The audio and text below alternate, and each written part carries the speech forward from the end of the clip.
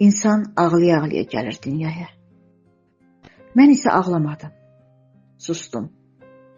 Elə o ilk gündən bu günə qədər sükut mənim yol yoldaşım oldu. Mən də onunla səssiz-səssiz yol gedirəm. Susmaq mənim seçimim deyildi. Bəlkə taleyim doğulduğum an barmağını dodağıma qoyub, sus, danışma dedi. Ağlamağım dünyaya yayılmadı. Amma içimdə dünya boyda ağlamaq yığıldı. İnsanlar danışa-danışa özlərini ifadə edirlər. Mən isə susa-susa özümü anlatmağa çalışdım. Həm də bəzən səssizlik insanın ən doğru səsidir. Susqunluq zəiflik deyil. Əksinə, o ruhun dərinliyidir. Səs çox olanda ürəyin pıçıltısı eşidilmir. Mən susduqca ətrafımdakı hər şeyi daha aydın görürəm. İnsanların gözündə gizlənən kədəri, gülüşlərin arxasındakı yorğunluğu, yaxşıyam sözündəki niskili.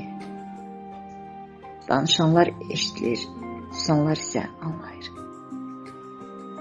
Həyatım boyu susmağımı bəziləri utancaqlıq bildi, çoxları laqeydlik sandı. Halbuki mənim sükutum biganəlik deyil. Bu taleyimin mənə verdiyi ən böyük sınaqlardan biridir. Xəyalımda bəzən həmsöhbətimə ürəyimdə olan sözlə cavab verə bilmədiyim üçün düşünürəm ki, nə yaxşı ki susmağa məhkumam. Çünki atalar yaxşı demiş, sözü dedin qulu, demədinsə ağasın. Susqunluq mənə səbirli olmağı, əsəbi halda qışqırmaq istədiyim anlarda məcburən dərindən ah çəkib gözləməyi, incitdiyim zaman dərhal cavab verə bilməməyi, içimdə sakitləşməyi öyrətdi. Sakitlik bəzən məni qorudu, bəzən də içimdə fırtınalara qopartdı. Çünki susmaq hər zaman rahatlıq vermir.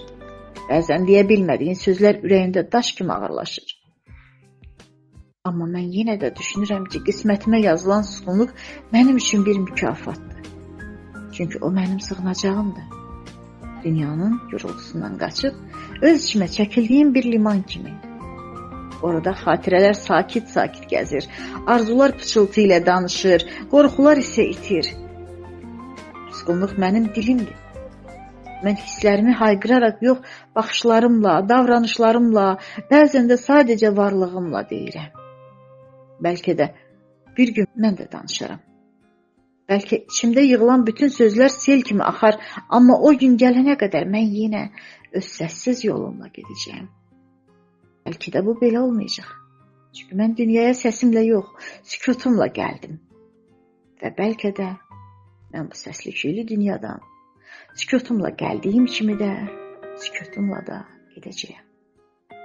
Yəqin ki, yaddaşlarda adımla yox, sükut adam kimi xatırlanacaq.